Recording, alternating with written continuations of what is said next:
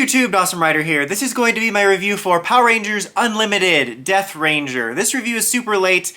Unfortunately, the comic came out right when my main computer crapped out, so it kind of got severely delayed. So I ended up deciding to review it right before I reviewed issue 100, so I apologize for the delay. But I did want to cover this before issue 100 as it offers important backstory about our Gold Ranger of the Omega team, of the original Omega team that's the primary villain.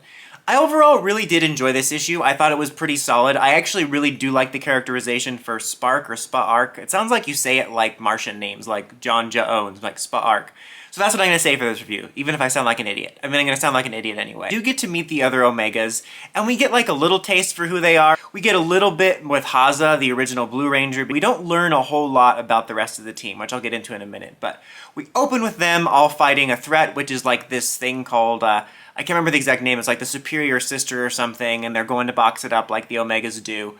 And then we dive a little bit into the team dynamic, and you find out what makes the Gold Ranger interesting is that they are from a collective race.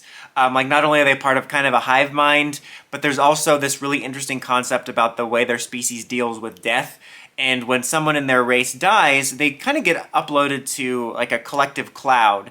And like all of the spirits of the dead kind of exist in this collective cloud that this hive species can access, which is really interesting. It reminds me of a bunch of things all at once, like a little bit of Force Essence, a little bit of Force Ghosts, a little bit of like the Ancestral Plane from Black Panther, a little bit of like the Brainiac, like the big brain type of deal. I think it's kind of interesting. I think it opens up a really interesting character in general, but I think, in my opinion, the motivations are really understandable.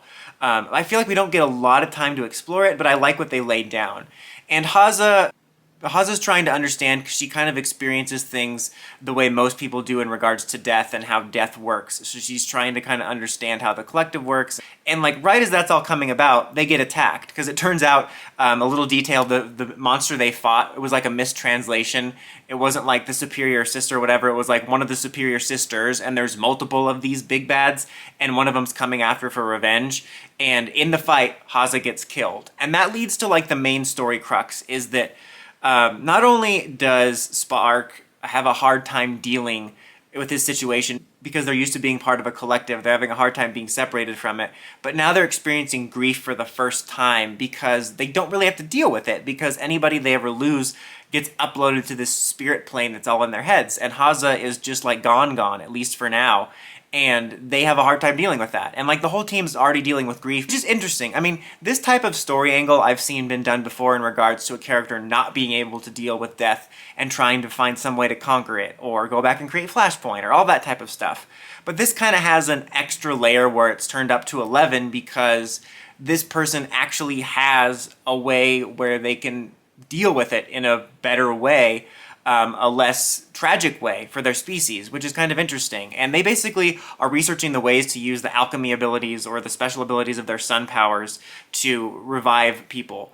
And it's sparked, get it, this maw creature that manipulates them and gets them to further their goals in a more twisted manner. And eventually they discover how to use these powers to twist things, and like working with this maw, and it twists his form, and you get the sort of zombie-looking visage, and they're able to revive Haza. But Haza is kind of more like, it's like a necromancy thing where like she's revived, but she's also under his control, kind of like we saw in the main comic.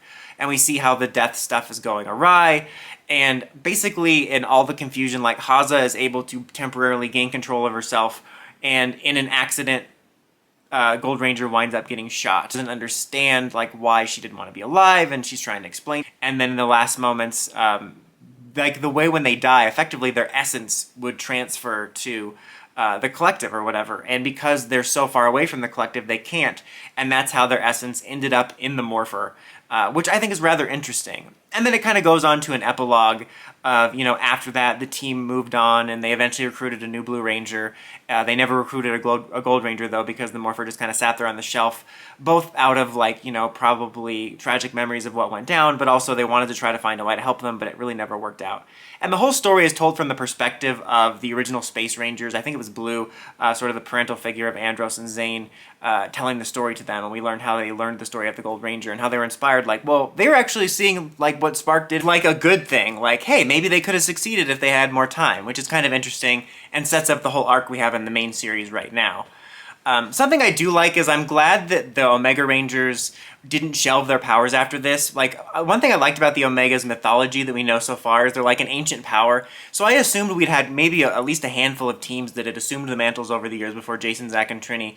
But when we learned about how we were going to get this backstory involving the Gold Ranger, I had worried that this Gold Ranger incident was going to be the reason that like the Omega powers were shelved until Jason, Zack, and Trini. And so I'm glad that didn't happen. I would still love like a series or an issue about just the Omega's mythology where we could learn where they came from, maybe get to see more of a history of like who's taken up the mantle over the years. I think that could be pretty cool. Honestly, I kind of wish this had been a mini-series too. Like, I really did dig this issue in terms of the concepts, and I personally thought Gold's motivations were relatable and I could understand them. I could understand where they were coming from, even without being someone that has that ancestral plane thing. It's kind of like this relatable motivation, but that again, like I said, is turned up to 11 with the way their species works. So I actually thought it's a rather compelling character. It's kind of an interesting twist on that type of motivation, in my opinion. And I really did like the issue. I thought it was a solid background issue. I did feel it was a bit rushed. I mean, this is going to sound funny because this issue's purpose is to be a background issue for the Gold Ranger, but I felt like that was all it was in terms of, I think there was a lot of more material here. Like, I would have loved for this to have been maybe a 3 to 4 issue miniseries, and we got to learn more about the team overall and to see a bit of their dynamic, just to learn more about the other Omegas, maybe flesh out Haza and Spark's dynamic a bit, as well as their characters, maybe a little about the Omega lore. I would have loved to spend time with them more, and I think that would have made the story more impactful for the story overall and the team. Like, I still liked this, I just wish it had time to breathe a little bit more, and I think there was like a little bit of a wealth of material that could have been expanded upon. Also, on a superficial note, like, I really do dig the Death Ranger suit, and I actually really dig like the pre-regular Gold Ranger suit too, but I also have some mixed thoughts on it in the sense that it's kind of like a dark gray and gold suit. I feel like maybe I'm reading too much into it, but it almost feels like they're trying to pay homage or a reference of sorts to our original Gold Ranger, because if I remember right, like King Ranger in Japan is more like a Black Ranger with gold armor, but we called him the Gold Ranger because he had gold armor. And I think that's kind of apparent because like most of our Gold Rangers after this, all 45,000 of them, are basically gold. Whereas Zeo Gold is like a black primary suit with gold accents with the armor. And I feel like this was kind of meaning to reference that. Not like it's a reference, but just kind of pay homage to our version of a Gold Ranger to start with. So that in a sense it kind of has an almost black and gold coloring, which I kind of dig if that's what they were going for, and I kind of dig the way it looks because I kind of like the idea of a different looking Gold Ranger being like Zeo Gold looks. With that being said, I think on the team it's a little bit confusing because you have the Black Ranger there who also has gold accents, and then this is kind of more of a dark gray that almost looks black in panels, so it looks like they have two Black Rangers. And also I remember in the original description they had mentioned that there was going to be 6 Omega Rangers, and I thought there was going to be a whole other Omega Ranger, and I was excited by the idea of seeing yet another suit. And I'm a little bit disappointed there was only 5. And I bring that up because I think it would have been cool to get another Omega suit, but also I feel if there had been one more Omega Ranger, and that would have been the core 5, and Gold was kind of their 6th, I think in my head it would have reconciled better that he kind of looked similar to the Black Ranger, because it would have been like a Time Force Red Quantum situation. Anyway though, overall I did enjoy this. I thought it was a solid background issue, and I really did enjoy what they laid down for Death Ranger's character. I would give it a 3 out of 5. I just felt it was a little rushed and condensed, and while I know the purpose of it was to be the Gold Ranger's backstory, it felt like it had a singular goal and didn't have a lot of time to even expand on that singular goal and maybe expand a little bit more on everything around it. I understand why, but I just wish it was a little bit more. But that's about it for this one, guys. Let me know what you thought of the issue and the Death Ranger origins in the comments as always. Until next time, don't forget to like, comment, subscribe, and climb the steps and ring that bell so you get notifications for my videos. Dawson Ryder, signing out.